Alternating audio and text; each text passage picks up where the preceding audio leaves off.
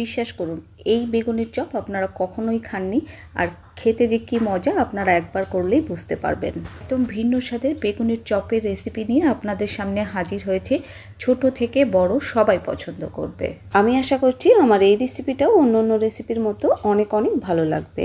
বেগুনি করার জন্য আমি 1 কাপ বেসন নিয়ে নিচ্ছি। আমি এখানে হাফ কাপ বেসন দিয়েছি আর হাফ কাপ পরে দিচ্ছি। এবার দিয়ে দিচ্ছি অল্প জল। অল্প জল দিয়ে আমি বেসনটা ভালো করে গুলে নেব।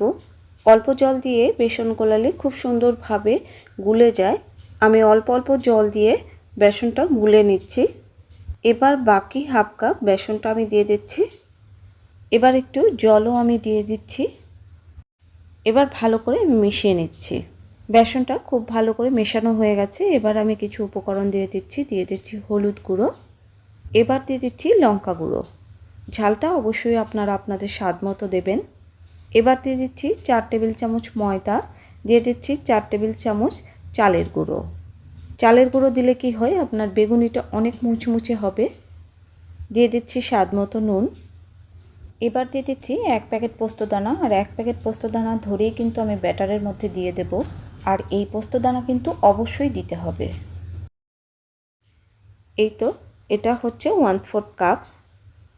1 টেবিল চামচের একটু বেশি পোস্তদানা এখানে আছে। দিয়ে দিচ্ছি 1 টেবিল চামচ চিনি।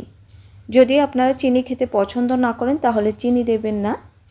আপনারা এখানে কালো জিরেটা অবশ্যই দেবেন। আমার কাছে ছিল না, তাই আমি এখানে কালো জিরাটা দেইনি। তবে এই বেগুনের চপে চিনি দিলে কিন্তু খেতে অনেক বেশি টেস্টি হয়। এই বেগুনের চপটা মূলত একটু মিষ্টি মিষ্টি হয়। জল দিয়ে আমি ব্যাটারটা গুলে নিচ্ছি। আমি এই ব্যাটারটা কিন্তু আলুর চপের মতো খুব বেশি ফেটিয়ে নেব না, শুধু ভালো করে গুলে নিতে হবে। বেগুনের চপ করার জন্য আমি 2টো বেগুন নিয়েছি, আর বেগুনটা আমি কেটে দেখাচ্ছি আমি কিভাবে কেটে নিয়েছি।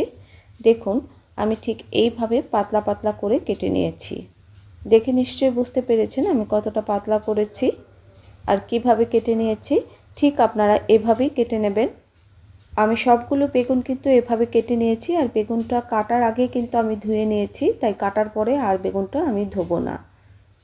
বেগুনের চপগুলো ভাজার জন্য আমি কড়াইটা বসিয়ে দিয়েছি, গ্যাসটাও জ্বেলে দিয়েছি, আর বেগুনটা আমি ডুবো তেলে ভাজবো। এবার তেল দিয়ে দিচ্ছি।